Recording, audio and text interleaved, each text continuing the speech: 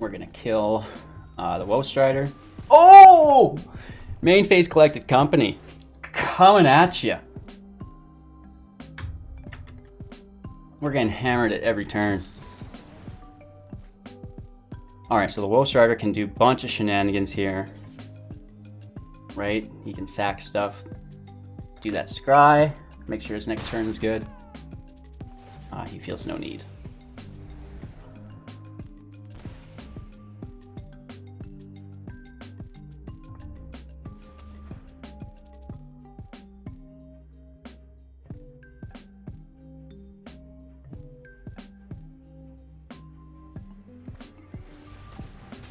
Another Strider. Nice.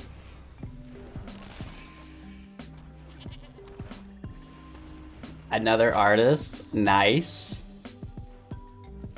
This guy has the sickest top decks I've ever seen.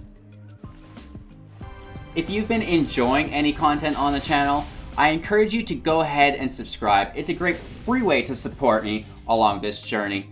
We've got everything from free-to-play budget beginner guides, just general Magic the Gathering Arena beginner guides talking about the principles and archetypes behind this amazing game, some of the top-ranked standard decks, the best historic decks, great original Brawl decks, and some tools and tips, and then we even have a little bit of limited, so no matter what you're into within Magic the Gathering Arena, we have you covered. Subscribe to the channel, join for your chance to win up to 500,000 gems. Make sure to check out our Discord and enjoy this video. Hey everybody, welcome back, and thanks for taking the time to watch Hello Good Game. We have a crazy special video for you guys today. We're playing Gruul in historic, mythic rank, started in the top 1,000, ended in the percentages. Unfortunately, we had a little bit of a losing streak today, but as always, I include all my footage as a learning experience. If we're not winning, we're learning, and we actually matched up against Crokeyz today, not once, but twice. And now, if you're not familiar who he is, go check out his Twitch. He has like 3,000 plus live viewers every single day, crushing Magic the Gathering Arena for 8 to 12 hours at the very top of the Mythic ladder, literally always. So this was a very special day, and we actually ranked up against him twice in a row, which is unlikely to say the least. So you're gonna enjoy the footage. That's all I'm going to say, right? As always, we're taking a look at the deck list. We break it down in its entirety, all the individual cards, what do they do? Then we're going to talk about the strategies and synergies within the deck. How do all of those cards come together to form a coherent archetype? And then we will watch some gameplay footage, break down all of the playlines and interactions within the historic Amonkhet meta. And again, do remember that this footage isn't perfect. It's always a learning experience. So if you find any misplays, be sure to leave them down below in the comments, because it's always great to learn and improve a little bit, and very easy to learn and improve when you're being tested against the best. I'm live on YouTube every morning, 6 a.m. Mountain Standard. At 7, we jump over to Twitch for like 3 to 8 hours, and then we're back again on YouTube at 6 p.m. in the evening. Links for everything is in the description below. Make sure to subscribe so you don't miss out on the 500,000 gem giveaway, and then we also have a free entry monthly Brawl and Artisan tournaments with cash prizes as well that you don't want to miss out on. With that all out of the way, if you find any value within this video, go ahead and give me a thumbs up and share the channel out to a friend. Let's get into it. Gruul aggro in historic Amonkhet starts out with 4 copies of Llanowar Elves, a 1/1 in which we can tap to add 1 green mana source. 4 copies of Pelt Collector, a staple mark in any Gruul or mono green deck.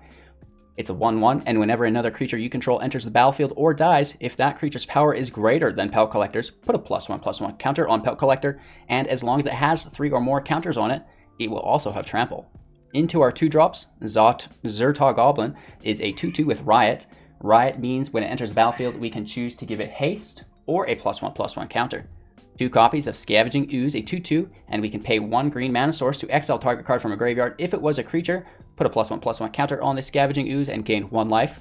4 copies of Robber of the Rich, a 2/2 with reach and haste, and whenever it attacks, if defending player has more cards in hand than you, exile the top card of their library, and during any turn you've attacked with a rogue, you may cast cards exiled this way and spend mana as though it were any type to cast those spells.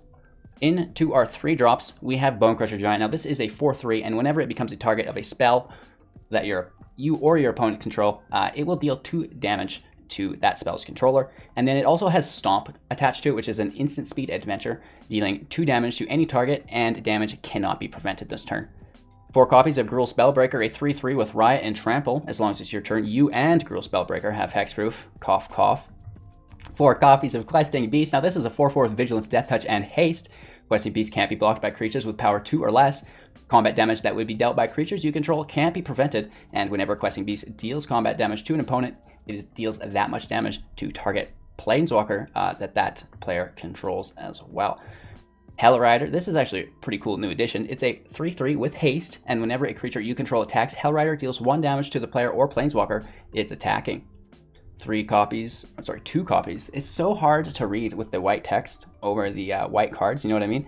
I'm pretty sure that's 2 copies of Glorybringer, a 4/4 with haste and flying, and you may exert Glorybringer as it attacks. If you do so, it will deal 4 damage to target non-dragon your opponent controls. When you exert something, it means it will not untap during your next untap step. We have 3 copies of Embercleave with Flash for 6. It costs 1 last to cast for each attacking creature we control, and when it enters the battlefield, we attach it immediately to a creature we control. Equipped creature gets +1/+1, Double Strike, and Trample. Once it's already organically on the battlefield, it will cost 3 to equip.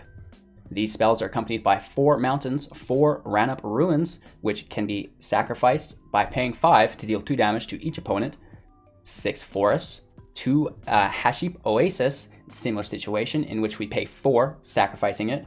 Target creature gets +3/+3 until end of turn. Only anytime we could activate a sorcery on this one. 4 Rootbound Crags, this is our check lands, and then 4 Stomping Grounds, these are our shock lands. We are playing traditional today, which means best of 3, incorporating the sideboard. 2 copies of Grafdigger's Cage for 2. For 1. Creature cards in graveyards and libraries can't enter the battlefield. Players can't cast spells from libraries or graveyards. A single copy of Abrade, instant speed, choose 1, 3 damage to target creature, or destroy target artifact. 4 copies of Harsh Mentor. Whenever an opponent activates an ability of an artifact, creature, or land on the battlefield, if it isn't a mana ability, Harsh Mentor deals 2 damage to that player. 4 copies of Rampaging Ferocidon, a 3/3 with Menace. Players can't gain life. Whenever another creature enters the battlefield, Rampaging Ferocidon will deal 1 damage to that player, or that creature's controller. A single copy of Deathgorge Scavenger, a 3/2, and when it enters the battlefield or attacks, you may exile target card from a graveyard. If it's a creature card, we're going to gain 2 life. If it's a non-creature card, we will get +1/+1 until the end of turn. 1 copy of Gemraiser. There we go. A 4/4 with Reach and Trample, mutate for 3, and when this creature mutates, destroy target artifact or enchantment that opponent controls. Mutate means that we can cast it for the mutate cost to gain the ability and the toughness and strength, or not, right? We don't have to gain the toughness or strength to attach it to a non-human creature, right? Another monster or baddie, if you will, and then he's going to gain those abilities. If it's got tokens, the tokens will transfer over to the mutate because they are, not related to the toughness or strength there. In addition, we also have 2 copies of Elder Gargaroth, a 6/6 with Vigilance, Reach, and Trample, and whenever it attacks or blocks, choose 1. Create a 3/3 green beast creature token. You gain 3 life, or you draw a card. So that's our deck list. Let's try to break down some of the strategies and synergies incorporated with our main board, and then we'll visit the sideboard again to try to break down some of these sideboard plays and what different matchups they're going to be ideal for you within. Our first step within the Gruul deck, is normally ramp. The quicker we can ramp, the better. And we don't have a lot of ramp within this deck. However, Llanowar Elves. Llanowar Elves is best played on turn 1, maybe on turn 2.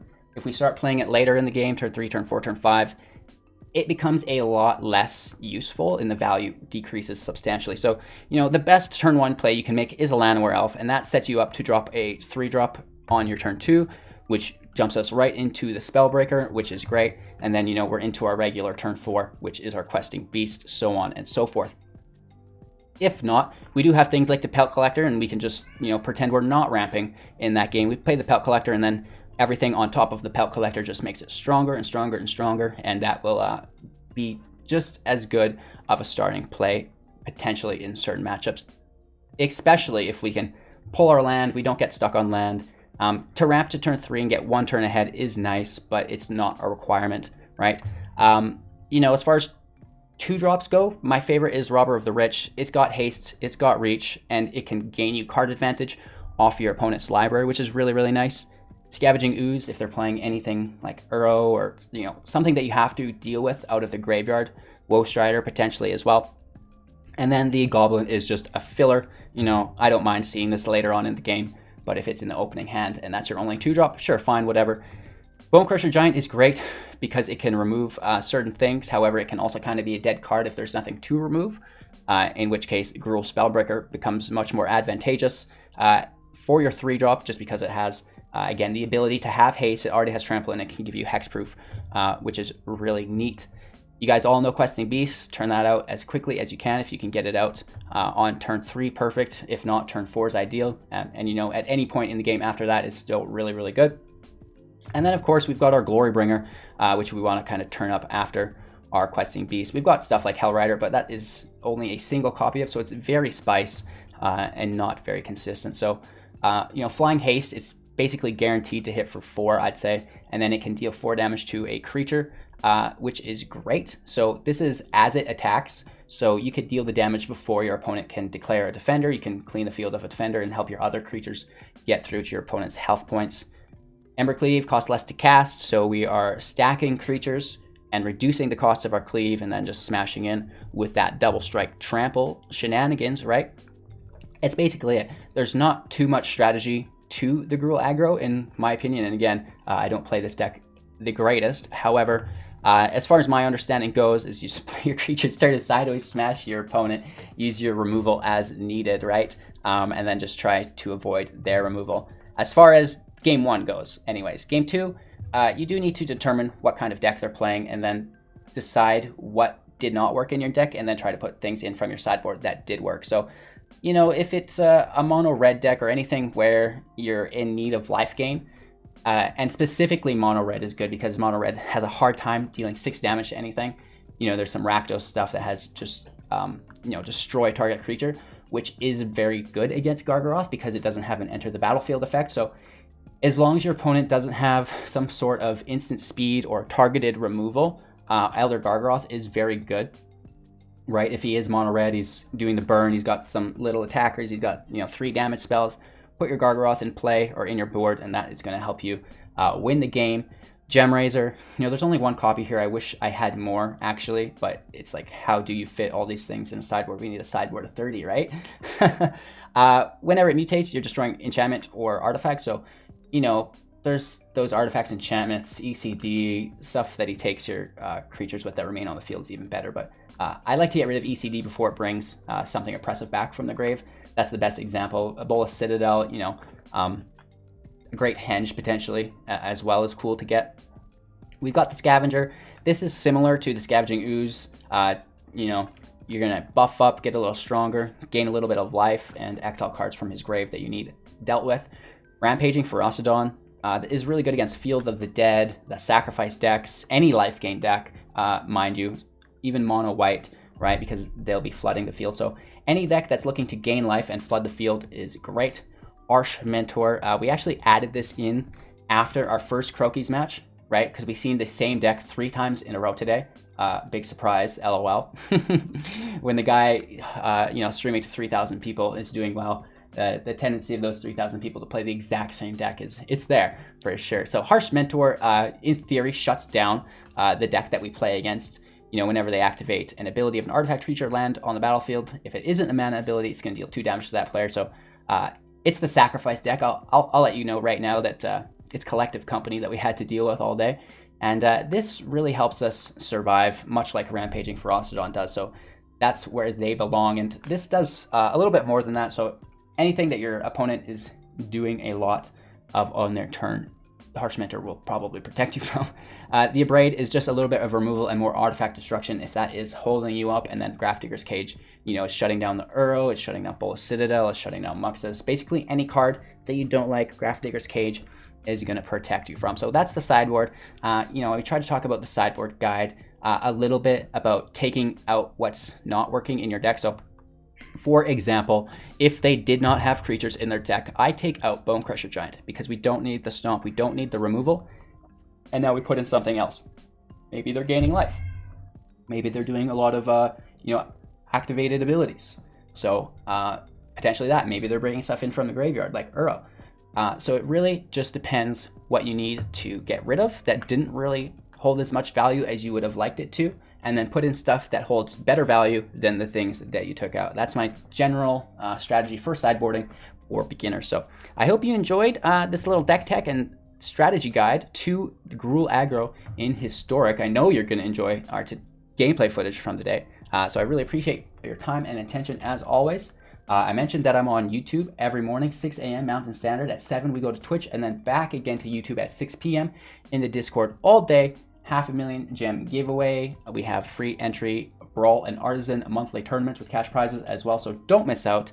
And I really appreciate all of you spending your time and attention with me here today, and everybody going above and beyond financially in the YouTube, Twitch, and Patreon financial membership programs, making this a reality so I can continue to do this full time regardless of what these haters say, right? So thank you guys so much. You guys as a community, you're so supportive, you're so great, and I appreciate you a limitless amount. Enjoy the footage. I hope you have a great day, and we'll talk to you soon with my closing thoughts. Anything look wrong here to you guys?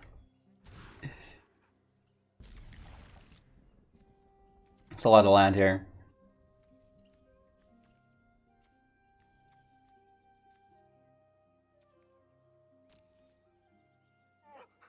Hola.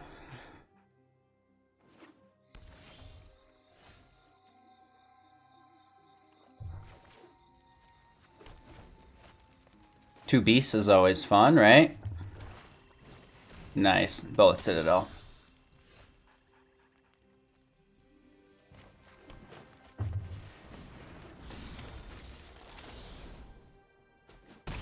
He played first, so we're not getting the scoop off the top.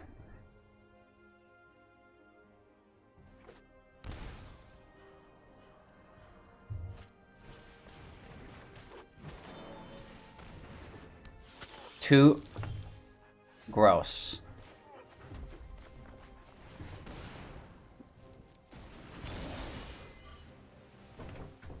We're gonna smash in as hard as we can. Down to 11. Oof, Big Daddy Cleave's coming out next turn.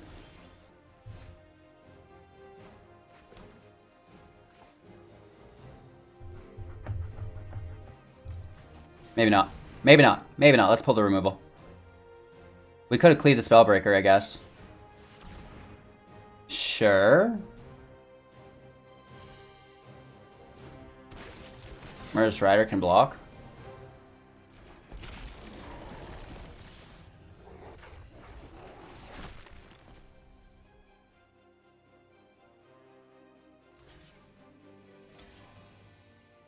Shoot, I really wish he would have killed the Questing Beast.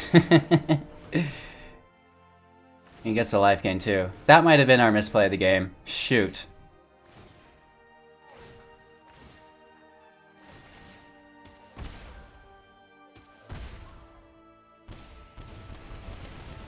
Ouch. That's so good. The Priest is amazing. If we don't pull a land to cleave,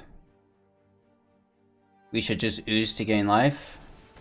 Are you serious?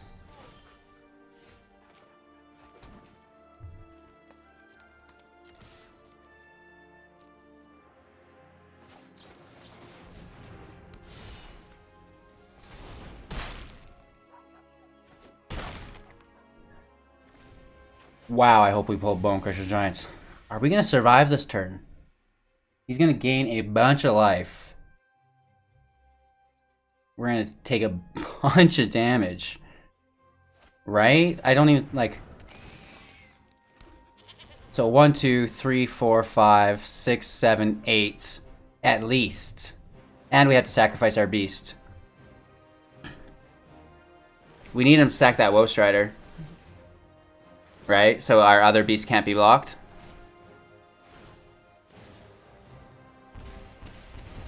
Wow. Isn't that ridiculous?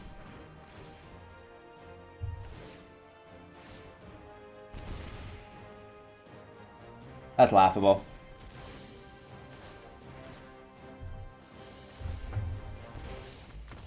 Stop it.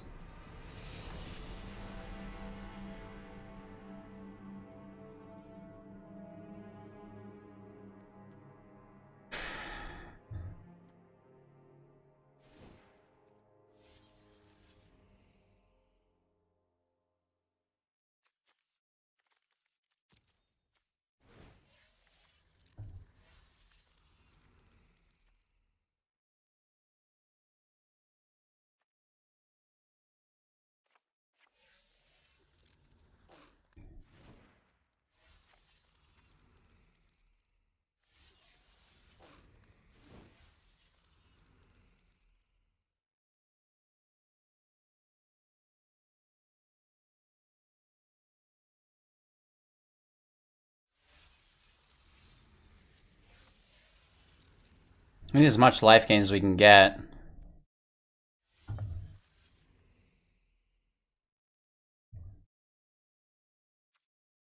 So annoying. Oh, we just went with 62 cards in our deck. Why didn't it stop us? Oh, good start to today's session. Nice hand, bro. Are you serious?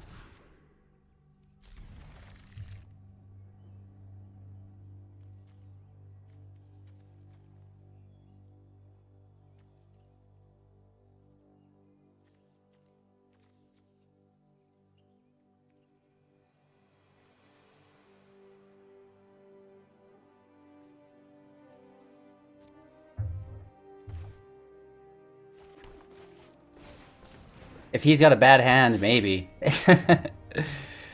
I'm fearful. Wow, 3 behind.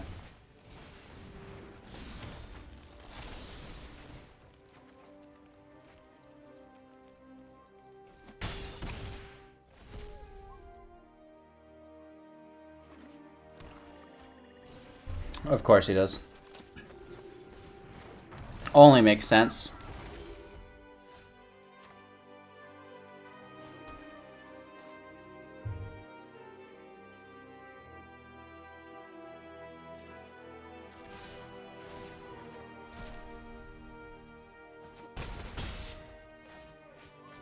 Let's get his Reaper in play. That could help us, right?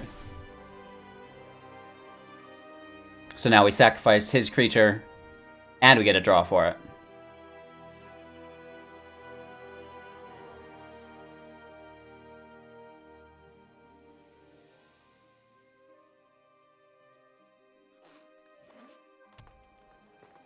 You can go to 5.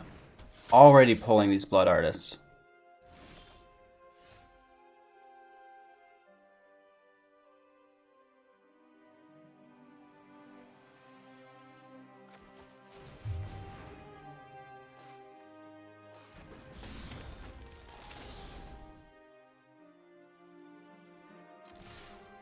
Yup.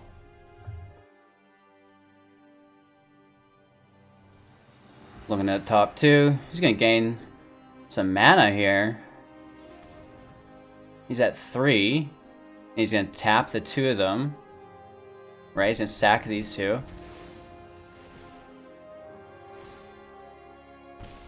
You take, what, 4 damage.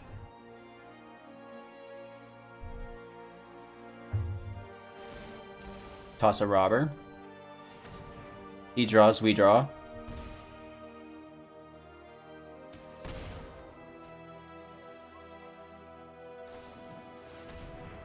Of course he does. So good. I wouldn't mind one of his collective companies.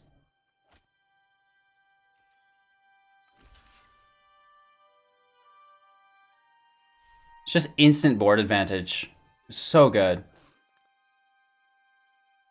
He wants to keep his creatures stacked so that you can put more Blood Artists in and just slay us. Brody.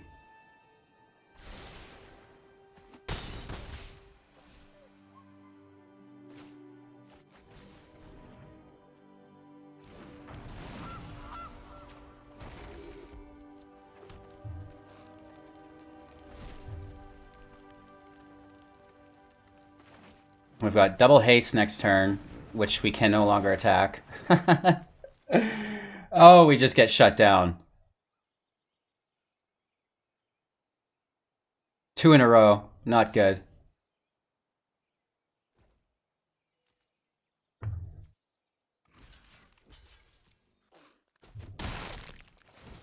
Let's take the draw. We lose 2 life.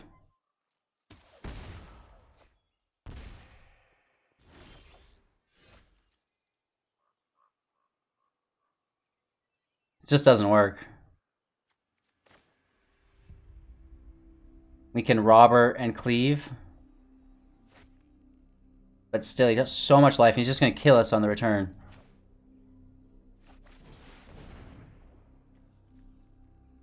So bad.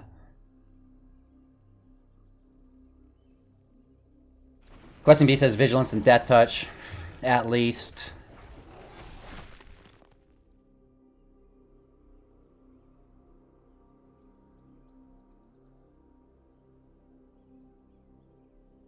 I'm pretty sure he can just Priest and Blood Artist us to death quite quickly here.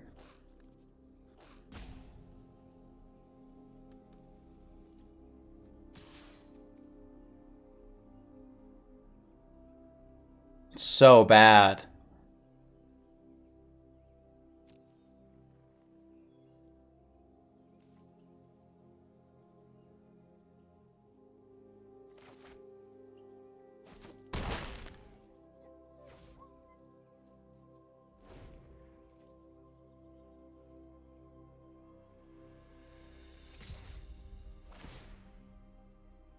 He really wanted to draw here, hey?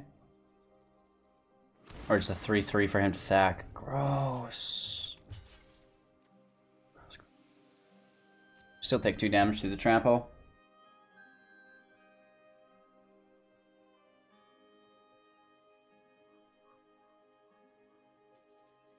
That's actually a pretty pro play to take the damage just so he can make the 3/3 later. Right? Because he gets, you know, that back through the sack effect. Right, he's got enough creatures just to kill us.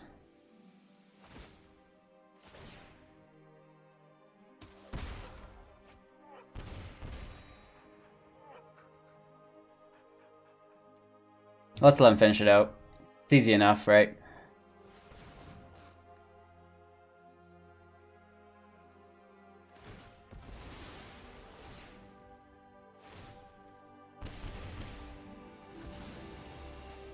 That's game.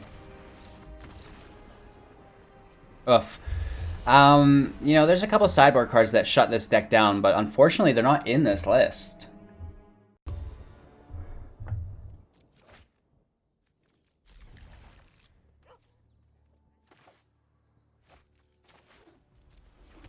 Of course he's playing sack deck, right?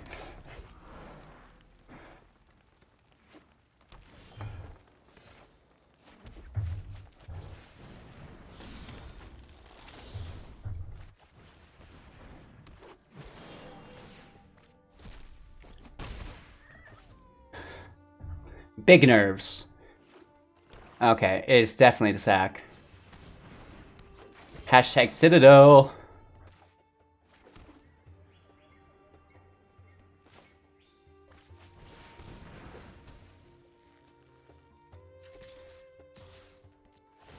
Let's keep his mana down. We snag a Citadel. That's good. He takes it.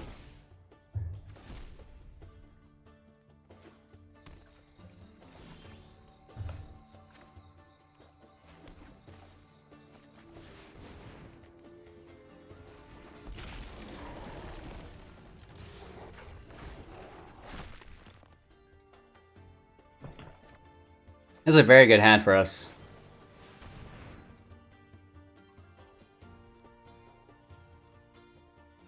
Still at 12. He's gonna have 2 blockers.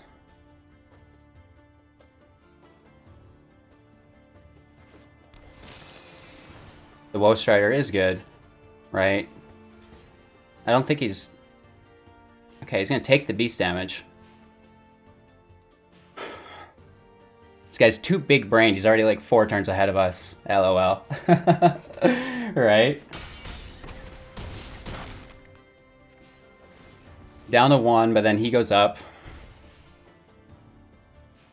Maybe if we pull a cleave?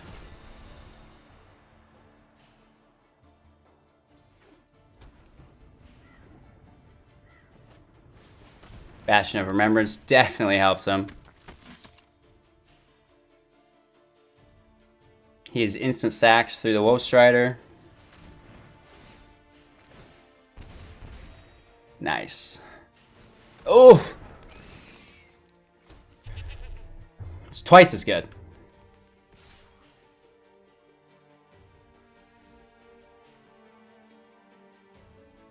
Questing Beast protects us a little bit. And we get close.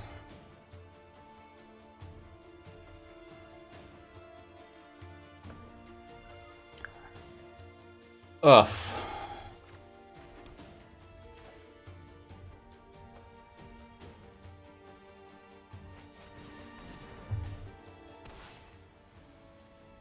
I think we just have to go for it.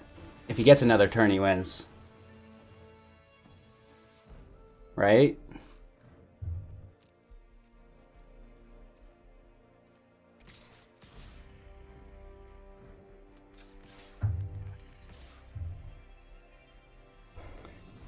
This would cost 4 plus a tap, which we don't have, so we just need to go all in. I don't think we need 4 mana to cast from the top of his library. I think we should just go for it.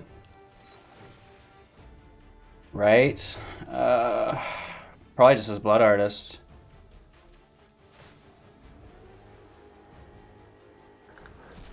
Just the land.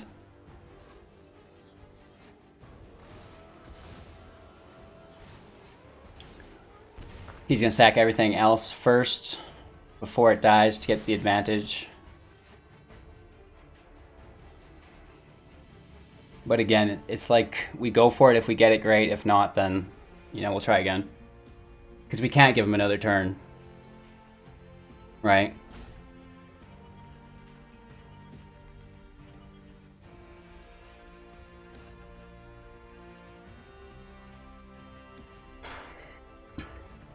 I can barely do basic math. You know what I mean? Never mind this shenanigans.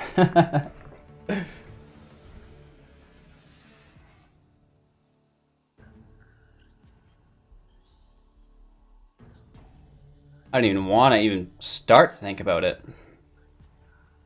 So his land's tapped. He can still instant sack a lot with this Woe Strider. He's not declared blockers yet. He can't block the beast unless with a Woe Strider.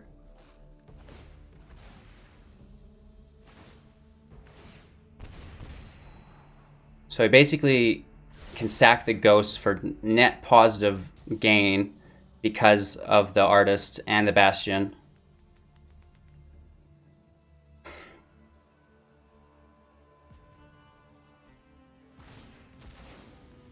He has to block the beast with a Woe Strider.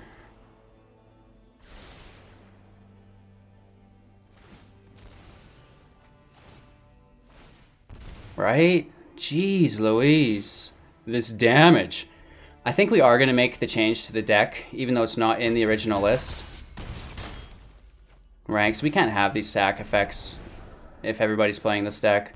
And if Crokeyz is playing it, you know everybody is playing it today, right?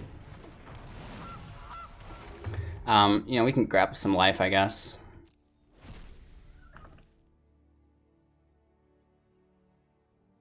We have some blockers, but Bastion of Remembrance does not need to do very much work. Priest in play, that's okay. 3 mana left. Let's spend our mana now. Just eat that up.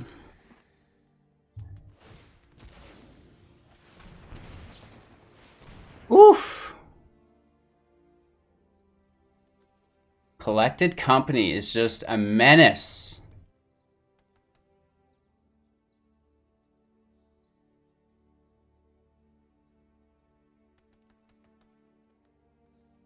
Hopefully he whiffs.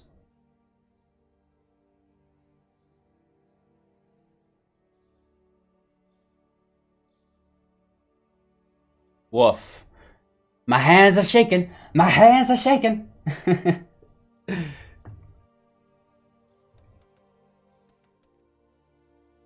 To be honest, it's just an honor to finally find this guy in the queue.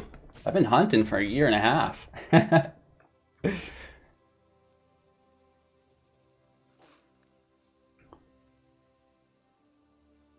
This is why he's so good at the game too, right? He's putting in the thought. He's thinking about every decision just as much as he can. Shoot. So we need to go haste.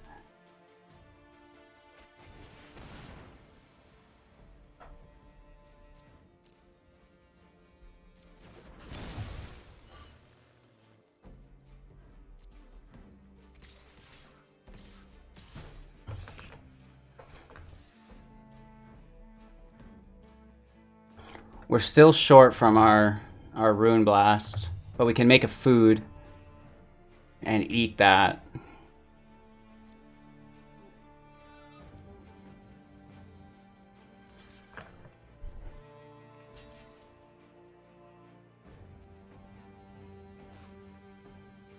We get 3 damage in. This Bastion of Remembrance is going to kill us with this Blood Artist. It's just too much chip damage.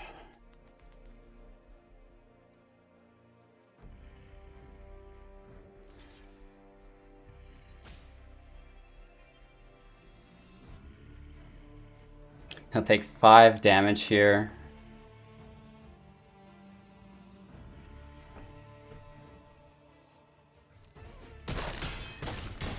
Down to 3. We're down to 6. Oh no, we're down to 5. Bummer. He's back up to 4.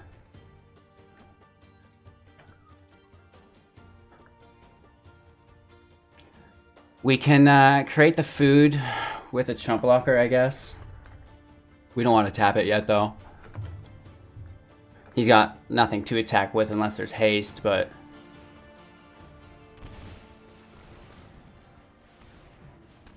we shall pray. Here comes a Woe Strider, right? And that is, what, 1, 2, 3, 4. I think that's just 6 damage right there, isn't it? Gross. Because he can sack with his Phyrexian Tower. Yeah. And we don't quite have enough mana to eat our food. Right?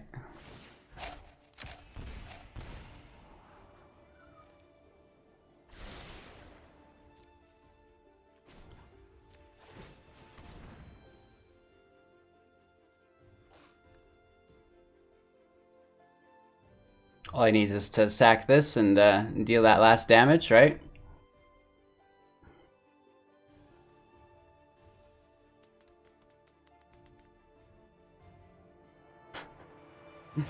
Oof, he's savoring the moment, right?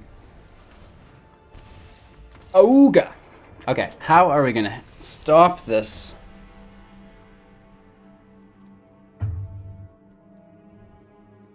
Oh, Bastion of Remembrance is gross.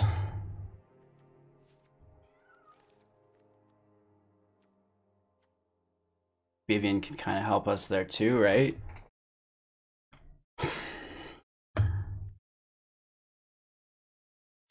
It's an enchantment, not an artifact. Ba ba ba ba ba.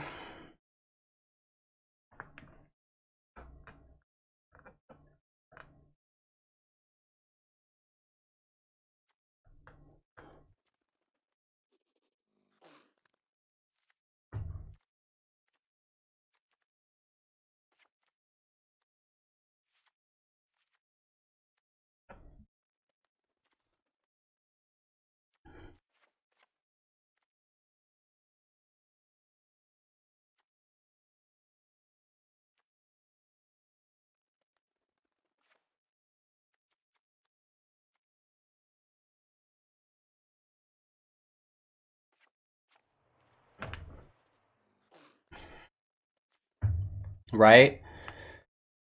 He's gonna take our creatures with the Claim the Firstborn. Oh no, he doesn't have red. This is strictly Gruul, or Golgari. We still have a minute. These Woe Striders are gross. Priest is gross. We need to take in that new red card from Amakit. Whenever they do a triggered ability with a sacrifice, they take damage. Because this is twice in a row we've seen this deck.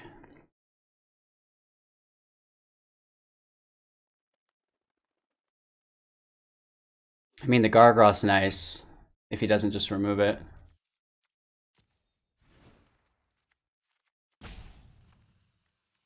Let's try it.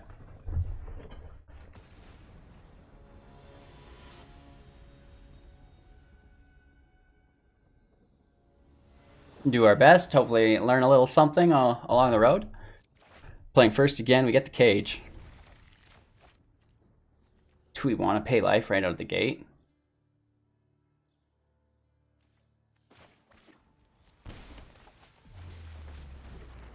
I guess. Then we'll cage in slow. We can rob her from there.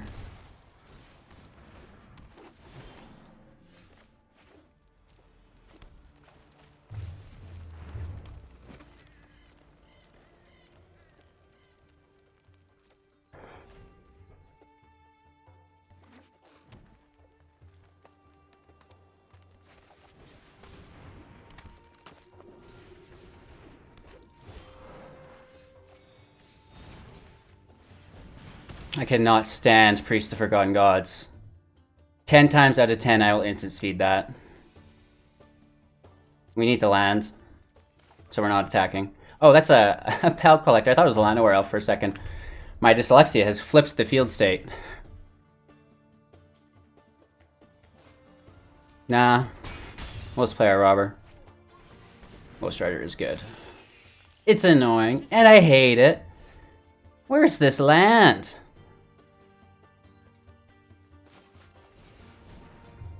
I guess we'll try to trade with the Ghost Rider because we hate it so much.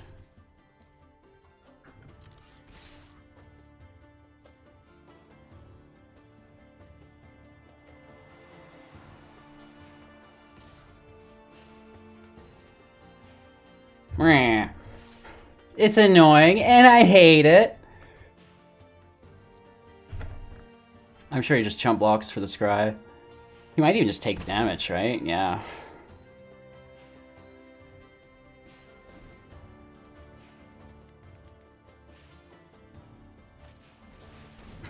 There's the Bastion. We need land and a Gem Razor.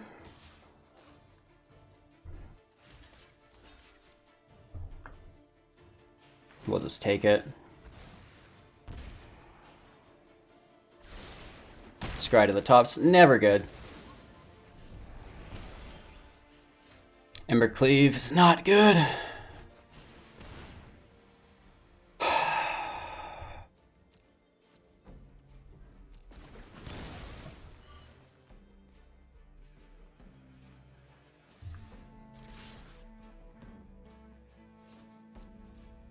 Maybe we can get a double block.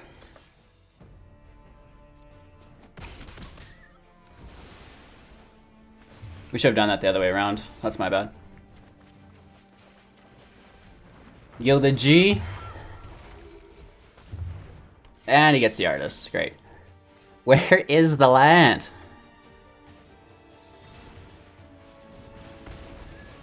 Still taking damage from the Bastion. And the Artist, but it's not stacking at least, but it's just not good. No attacks. Hopefully he just top decks land. Another Artist, great. Finally we get a land. And it's just so bad, it's like we have to pay for it basically.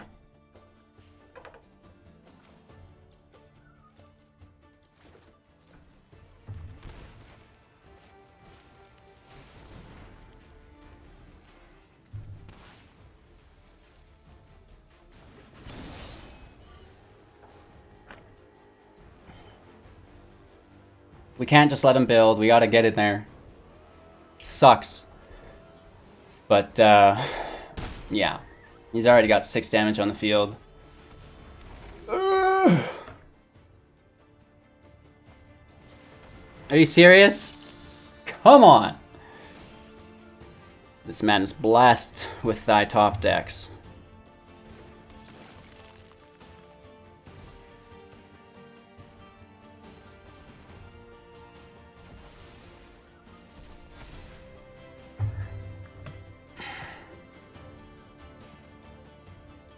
Brutal. Brutal, brutal, brutal.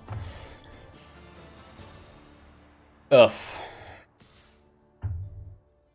We just tried to hold back and ooze our face off? Right? Because each does 3. You know what I mean? This is so screwed up. This is messed up. We kind of got stuck on lands, so that's that. He keeps pulling creatures to sack, which makes us so sad. It'd be cool if we could play it. So we basically just need to But even, it just doesn't work. Just doesn't work.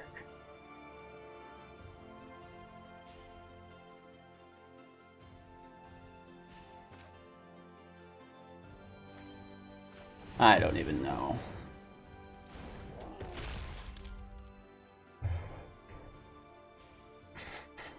This is so messed up. We need a gem raise to get rid of this Bastion.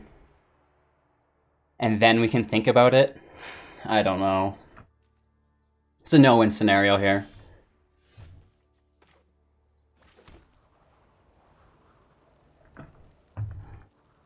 Questing Beast can attack. I hope he doesn't have removal.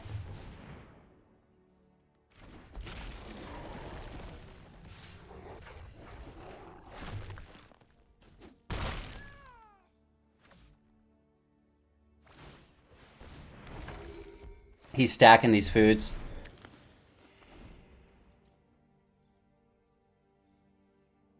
Questing Beast needs to avoid. Oh my lord!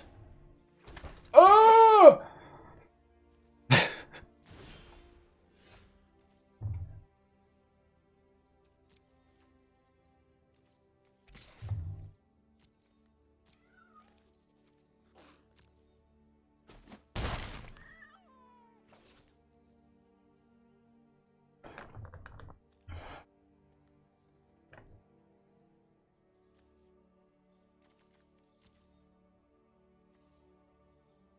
We could take 3 creatures from the grave, go to 12. We might have to.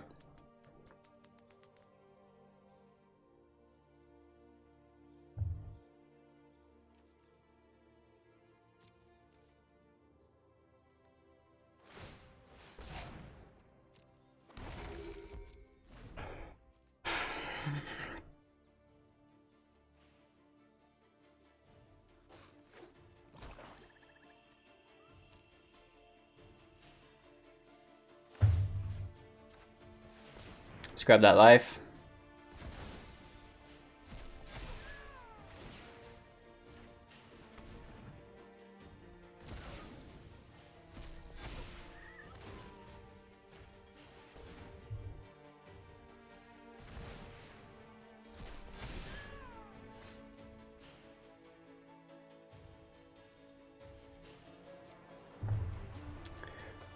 We have 2 to take, which gives us 2 lands.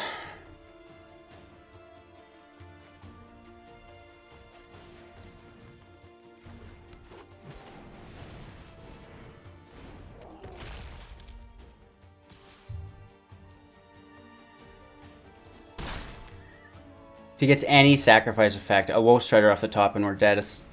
I don't think he can cast a Citadel, but please no Wolf Strider. Please no Priest. Right?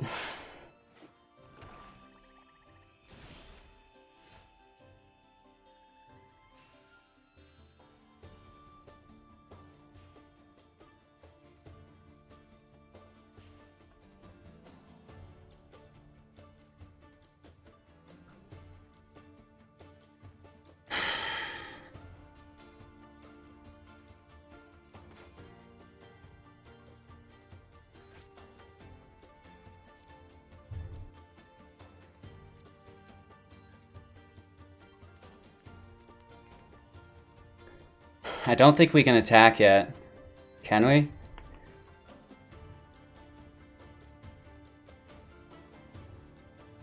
He does 1, like 4. Yeah, he does so much damage. That is messed up.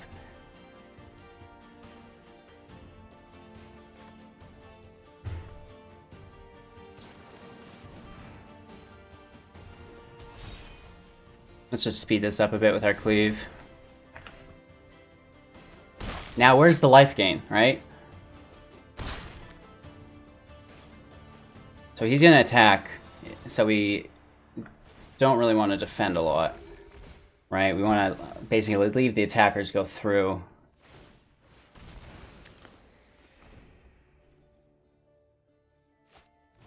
The goose, that's okay.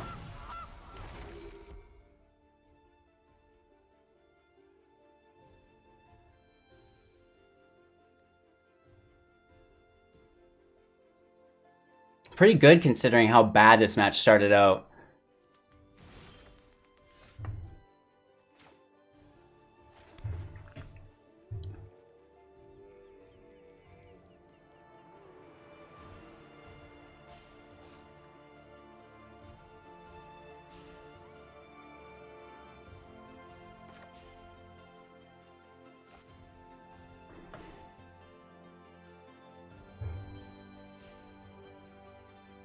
We have to just risk it.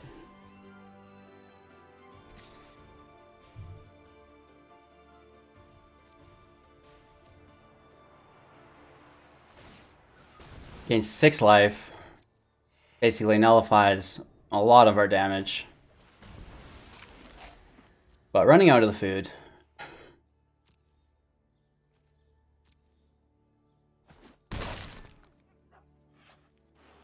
We could have given it +3/+3. That's my bad. I think we missed lethal there. No, not quite.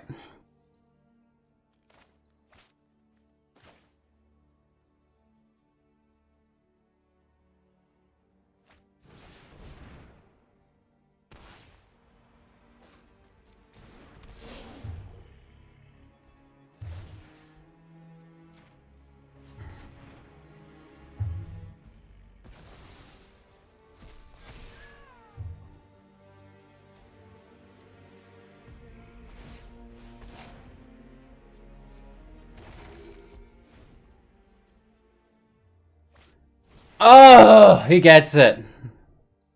That's game.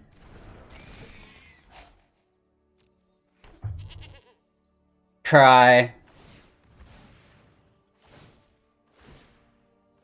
So much damage. Oh. It was a good match. We tried our bestest.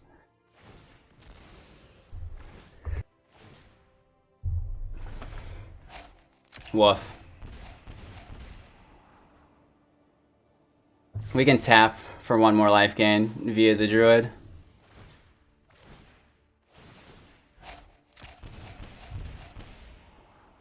Right. LOL. We won't do it though. We'll just take it. Please, sir, may I have another? Cool beans. We definitely need to make a little bit of a sideboard play here. Let me show you. Alrighty. Time for a rematch, I guess. I didn't even notice. LOL. So, we don't really have those mainboard options. Do we mulligan just for our Spellbreaker? Show them how we figured it out this time. Let's take 4 lands. LOL. Make sure you go back to his chat and tell him about my hand. All right. Nice, bro. Let's see if we can course the inner BM out of Crokeyz here.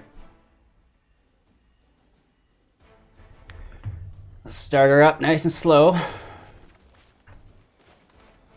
We could have went Stomping Ground. I don't think it matters too much though.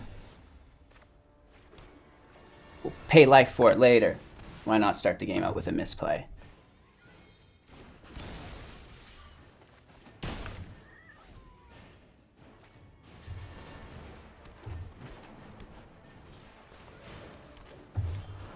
Ooh, I don't like land. That's for sure.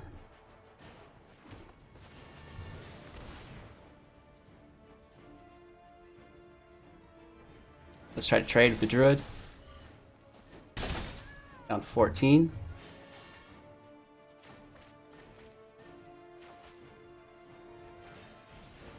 Priest in play. It's annoying. No black land.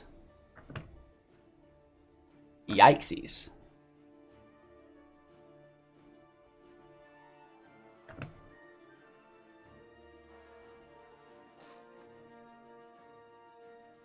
Right, nice and slow. It's the Gruul motto. Oh Lord.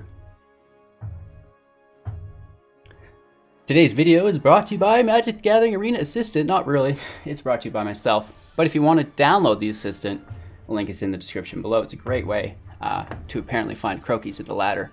Back to back. Have I got a connection issue, or what's going on here?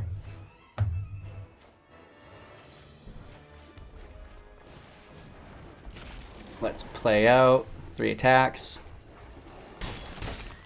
Takes it on the chin, down to 6. Could be worse. We have a backup beast if he slays it.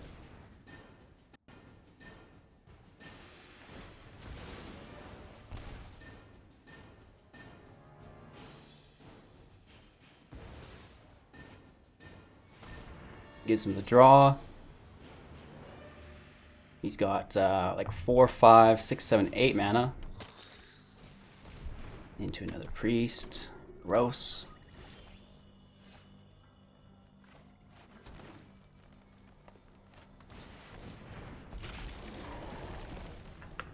I think we just take it. Go all in, right? He can kill one with the druid. We kill the priest, which is actually nice for us. I like that. I do not like the priest.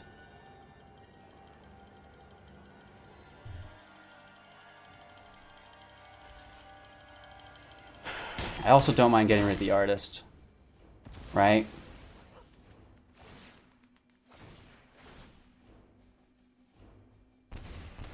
As long as he doesn't pull a creature here. Of course he top decks another artist. Of course he did. Nice.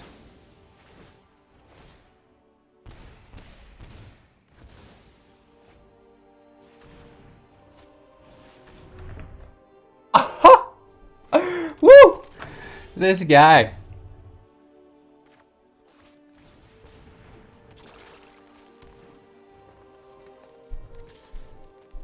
Alright, we kill the Reaper here, I think. Or he lets it slide, too. Louise. Woo! We've got 3 to take. He's got a bunch to take as well. Let's just start scooping him up.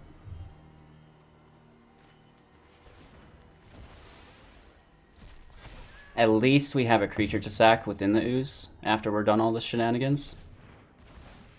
But if he pulls more creatures or removal, it's gonna be a pain. We gain some life, up to 14.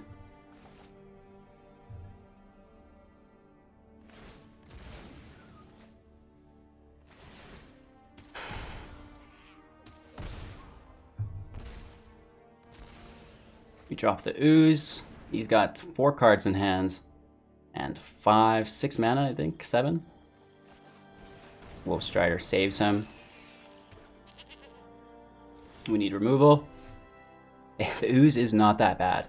And we also would have taken the land that deals damage. That would have been cool as well.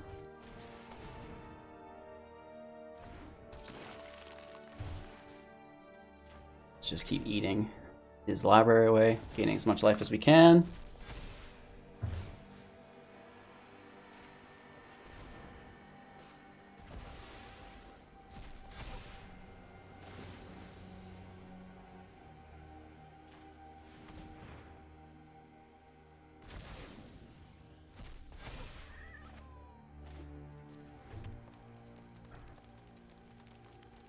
We're gonna kill the Wolf Strider.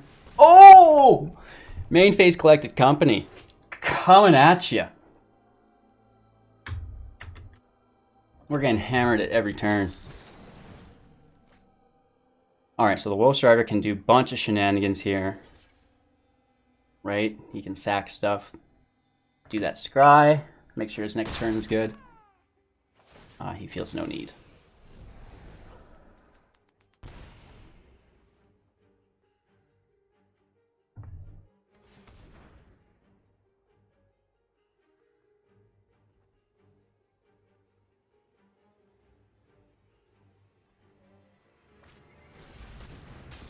Another Strider. Nice.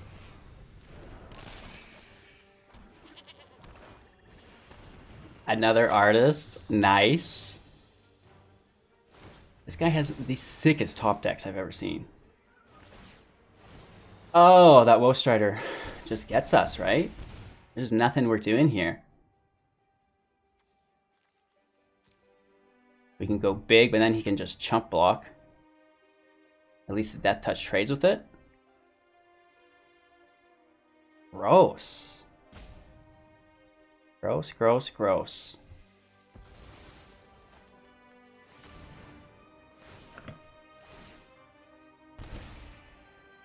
I think he can just Woe Strider us to death, can't he? Oh yeah. Get him, boy. Get him!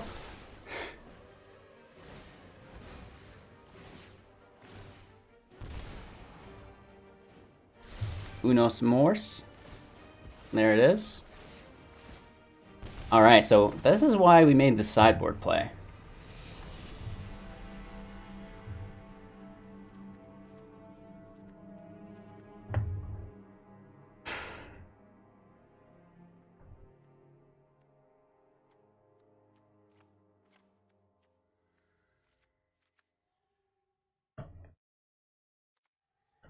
Should we shut down his life gain?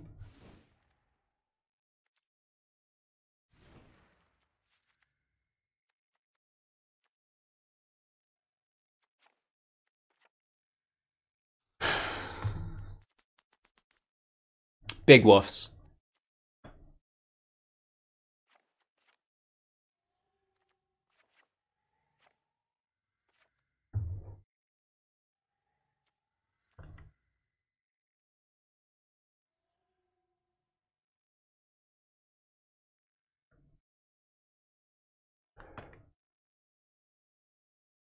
Gem Razor for the Citadel potentially, but I think if he gets there, I think it'll just get us. We've got our mentors. We should probably go 4 Ferocidons too.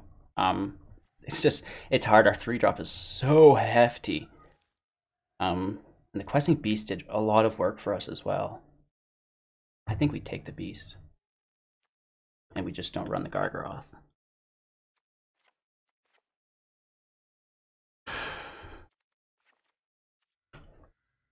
Alright. I think we have a better chance than last time, but still. Playing against literally the best player within Arena is not easy. Very nerve-wracking. We're going to keep this. This is 2 slow plays, though, which is a bummer.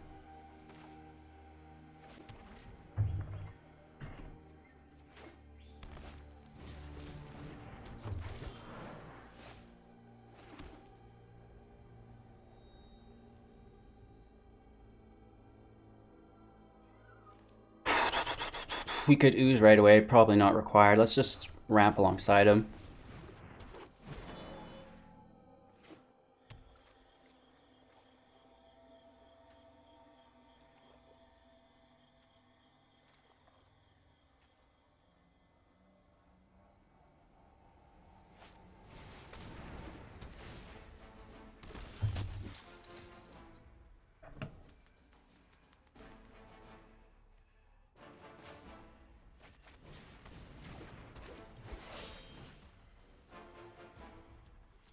Take a little bit of damage there, but it's okay.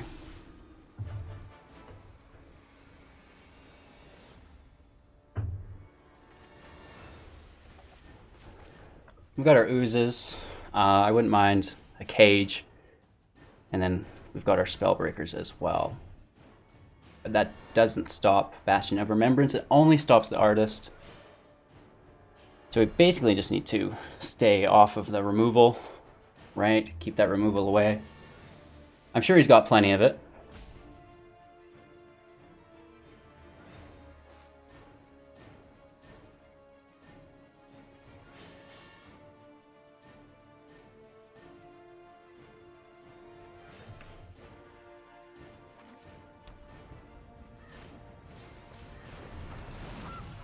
Gilded Goose in play. Reaper in play. That's nice. We get the land.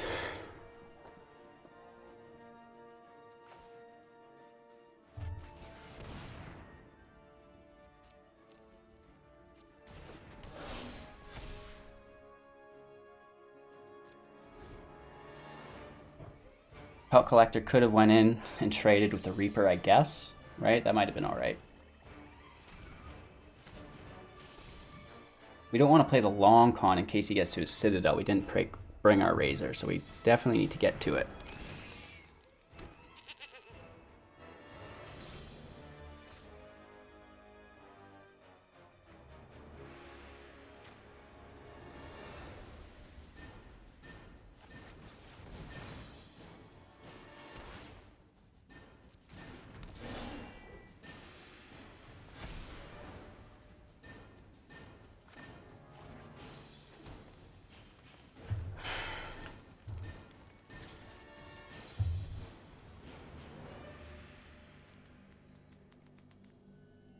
Right? We just have to go for it at a certain point. We have Trample. He's only got one Bastion out, no Artist. It would be our best time to take it. He needs to either lose his Strider or his Reaper if he wants to trade with it.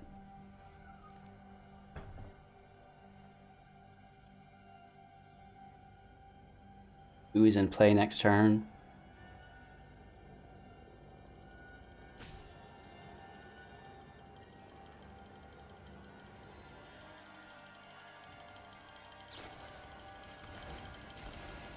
Forever and always. A little bit of cocoa in my life, a little bit of cocoa in my hand, a little bit of cocoa in the field. Right?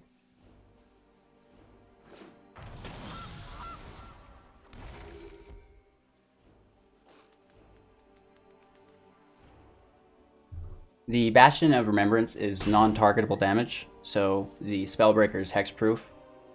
Only protects us from the Artist, not from the Bastion of Remembrance.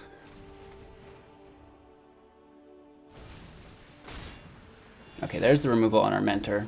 That makes me so sad. We get that initial 2 damage in and we're looking for another, right? We need a secondary copy of that ASAP.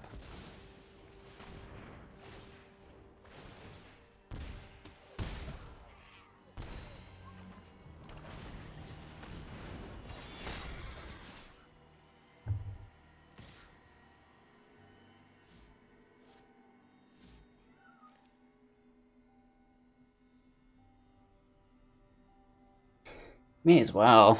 I mean, he's just going to sack him with the Soul Strider anyways, right?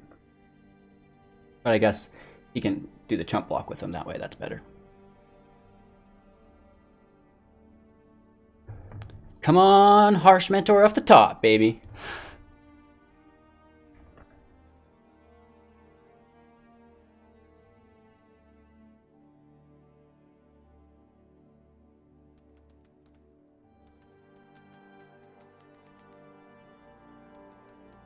For those of you jumping onto the stream from Crokeyz game, just a big heads up that my middle name is actually Misplay, right? Alright. It's the beginning of the end.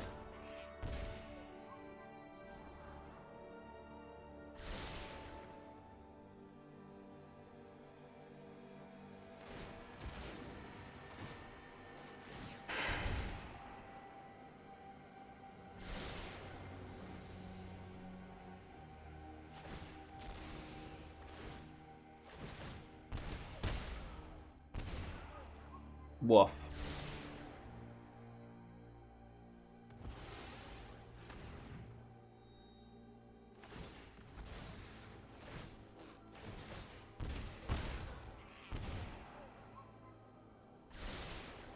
So we even went to sideboard and we changed our sideboard to specifically counter this. And, you know, it's not enough. He just straight up got it. It's like a continuous parade of damage. You know what I mean?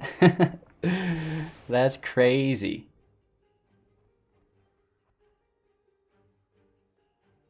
Woof. Nonetheless, it's been a pleasure. Always appreciate seeing some recognizable names within the community. We've learned a little something. Apparently we've had a little bit of a good laugh as well. If I can bring humor into someone's day, no matter how it's done, that's always a great thing. Right? Rather make people laugh and smile than be upset and angry. Good game.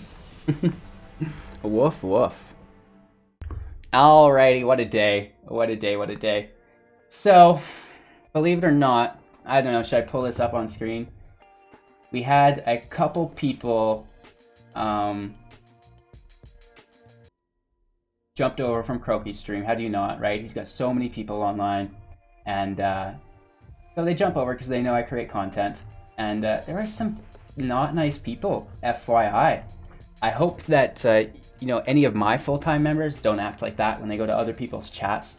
I like all of the content creators. I don't think you know, down upon any of them. I understand the workload that goes in to doing this every single day, and honestly, none of us need that negative connotation. You know, I get that toxicity has a pattern of, you know, showing up at the top rank of a lot of games, especially, you know, those MOBA-based genres of people, which is fine. I get it, but you know, it's called Magic the Gathering, not Magic the Fend You Off. So we're here to be friends. We're here to collaborate together.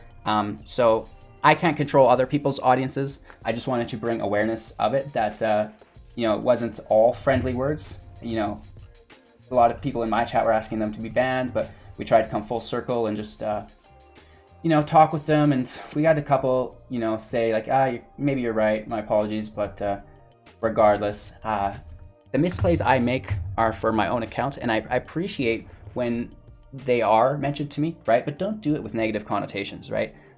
Someone who's putting in 12-hour days doesn't need to spend time dealing with negative comments of like, you idiot, you miss lethal, and you don't know how this game works, you should never play, why do you even do this, right? It's like, why would you even write that comment? Like, I hope you have a better day, right? So, you know, it's just hard to deal with. But again, I think I do a pretty good job at it, and ain't nobody stopping me, not even Mr. Crokey's toxic environment. And again, I know that that's not the majority, and I don't want to say that as a whole, but I did want to bring it up that it did happen. So, oof. Everybody love everybody. All right, guys, thanks for watching. You know the schedule. I'm live every morning at 6 a.m. on YouTube. At 7, we jump to Twitch, and then over again at 6 p.m. back to YouTube. All times are Mountain Standard. We're in the Discord as well all day. We've got the 500,000 gem giveaway, free to enter monthly Brawl and Artisan with cash prize tournaments in the Discord as well. So I appreciate it if you liked, commented, subscribed, shared to a friend, hit that bell icon, all that jazz. And as always, a huge shout out to our Patreon, Twitch, and YouTube financial supports through the membership programs. You guys are making this a reality, and thank you so much. I appreciate it. Regardless of how bad I am, I'll continue to improve, right? So do take care, have a great day, and we'll see you later.